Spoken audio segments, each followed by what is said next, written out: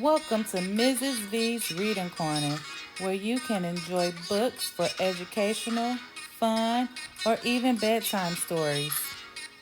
Please take the time to like this video, comment below with how you enjoyed it, book suggestions, and more. And don't forget to subscribe to my channel to get all the new books that I post first. Smokejumpers, Life Fighting Fires by Mark Beyer. Extreme risk. Fighting forest wildfires is a dangerous business. Some wildfires, however, are easier to get.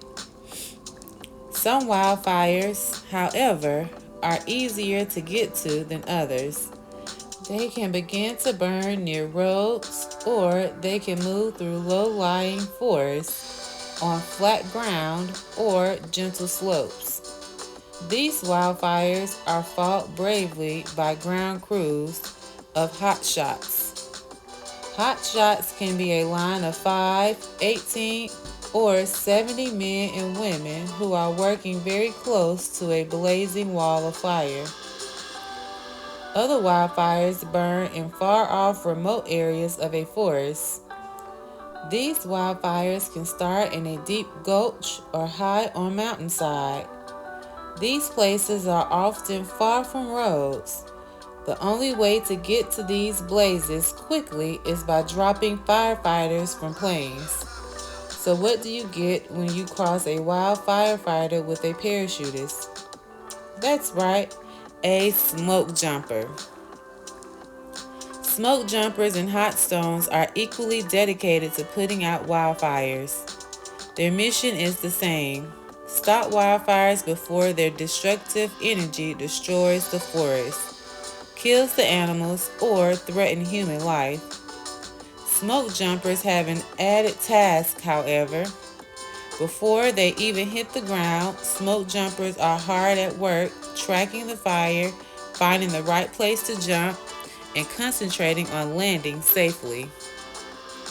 Once on the ground, smoke jumpers work the same way any forest firefighter does. They cut down trees and drag them from the wildfire's path. They dig up stumps. They chop away the underbrush.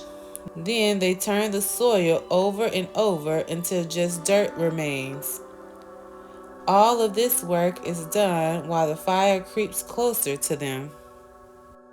The firefighters create a fire break, a wide dirt barrier, which is essential in helping to stop the spread of a wildfire.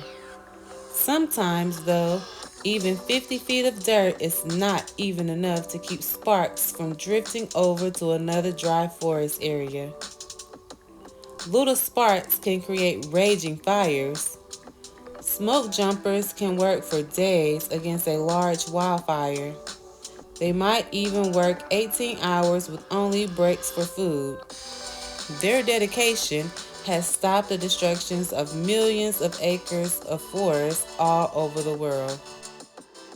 Jumping into a fire.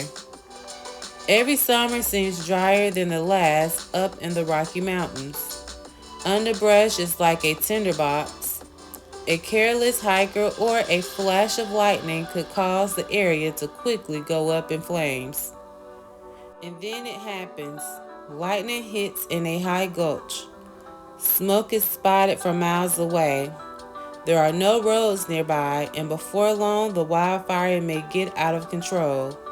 This is a job for smoke jumpers. Danger lurks all around the smoke jumpers. The airplane fights high winds caused by the rush of the air from the blaze below. The plane must get the smoke jumpers to the drop zone. There is no large clearing. Rocks line the mountainside. The area is remote. If the fire rages out of control, rescuing the smoke jumpers will be difficult and dangerous. What is the plan?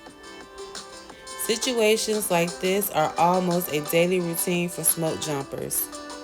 However, they trust that their training will help them overcome the obstacles that make fighting wildfires so difficult. Special uniforms, equipment, and tools also help smoke jumpers fight wildfires, as well as provide them with protection while they battle those flames.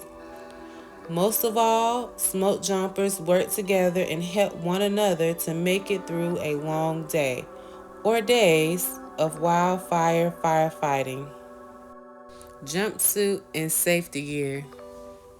You don't go to the beach without your swimsuit, do you? Of course not. Well, smoke jumpers don't jump from an airplane into a firestorm without the right clothing either. Smoke jumpers wear lightweight jumpsuits made of fire-resistant material. The jumpsuit helps keep them cool during the long workday digging a fire break. Jumpsuits are either bright orange, white, or yellow. These colors can be easily seen from the air and through the trees. If a smoke jumper gets separated from his or her crew or stick during a jump or while fighting a blaze, a plane has a better chance of spotting the bright colored suit. Jumpsuits are padded to break the fall of a parachute jump. This is important in the rocky areas of a drop zone. Each jumpsuit has several large pockets for carrying small tools and all-important safety line ladders. Each jumpsuit has several large pockets for carrying small tools and the all-important safety line ladder. Smoke jumpers also wear gloves while fighting wildfires. Gloves, however, are not worn during the jump because controlling a parachute is easier with bare hands. A helmet and goggles are supplied to each smoke jumper. The helmet is made of aluminum because this metal is lightweight and strong. Also, metal does not burn, so smoke jumpers don't have to worry about burning embers floating around while they work. Attached to the helmet is a face mask, somewhat like the one on a football helmet. The face mask protects a smoke jumper from branches when he or she lands in a tree. Goggles protect the eyes from wind, flying embers, branches, and smoke. The parachute. The master parachute rigger is in charge of packing each smoke jumper's parachute.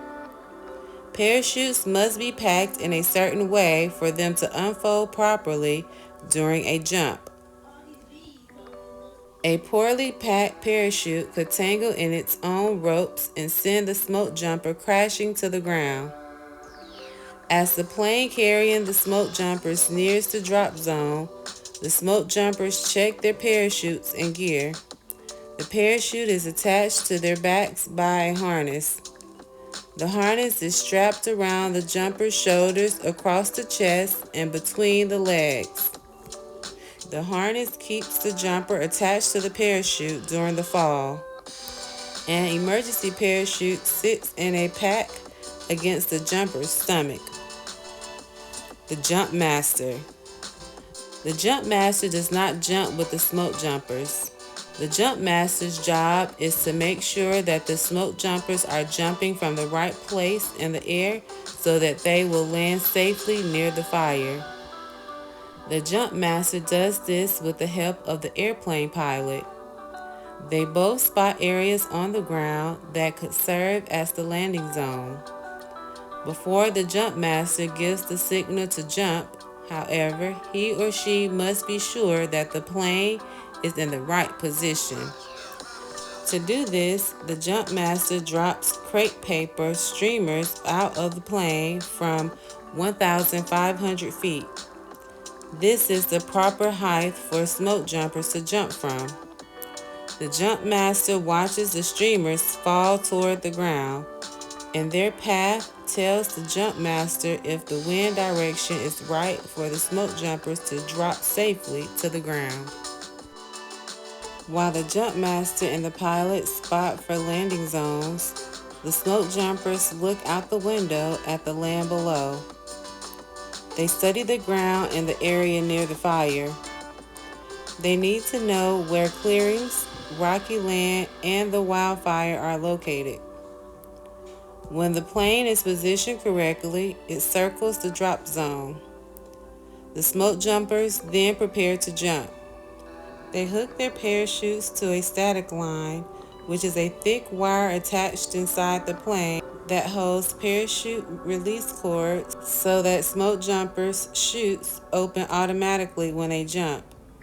When the chutes open, the smoke jumpers don't just float down. Instead, they use the parachute shroud line attached to the chute to steer towards the landing zone and away from the fire. When the smoke jumpers hit the ground, they roll to absorb the hard impact. They quickly pull their chutes onto the ground and gather them to make sure no winds pull the chutes and drags their bodies along the ground. Sometimes smoke jumpers actually aim for trees if there is no clearing. Once caught on a tree, they drop themselves to the ground with their safety line. Smoke jumpers get out of trees quickly. They don't want to be caught dangling from a branch when fire is nearby. Bundled tools. Once the smoke jumpers have gathered themselves on the ground, they need their tools. The plane circles the area and drops more parachutes. These chutes hold packages containing tools, food supplies, and other equipment. If a stream, pond, or lake is near the fire, hoses and water pumps will be packed too. The parachutes are colored to identify what they are carrying. A red parachute bundle might include shovels and saws. A yellow parachute might carry food supplies. Color-coded supply parachutes save smoke jumpers valuable time. The last thing a smoke jumper needs is to find sandwiches when he or she is looking for a shovel. Ready to move out? Once the supplies are gathered, the smoke jumpers head towards the fire with all their gear on their backs. Now the real work begins. But before they could get to the fire's edge, the smoke jumpers must determine where the fire is, where it might be heading, and the best way to tackle the blaze. Getting home safely. Putting out a wildfire may be the job that smoke jumpers are sent to do, but the first order of business is to keep everyone safe. Over the many years smoke jumpers have been fighting wildfires, very few of them have died. This is because safety precautions are taken before, during, and after a fire is fought. As crazy as these men and women who work as smoke jumpers may seem, they have no death wish. The opposite is true. They love the environment and want to help keep it safe for animals and humans. Their job is extremely dangerous, but they are professionals. They understand the risks and know what to do to avoid death. When the fire has been smothered and all the work is done, it's time for the smoke jumpers to return to base. But since they dropped from the skies into this remote area, how will they get out? Often by the same method they got in. The team radios its base and calls for a helicopter to come pick the smoke jumpers up. Sometimes the team must walk a long way to get to a clearing where a helicopter can land. This walk is a victory march. The success the team has achieved by putting out a destructive fire is well worth the few hours that smoke jumpers must hike to get to the rescue area. When all are aboard, a cheer goes up. They're going home. The end.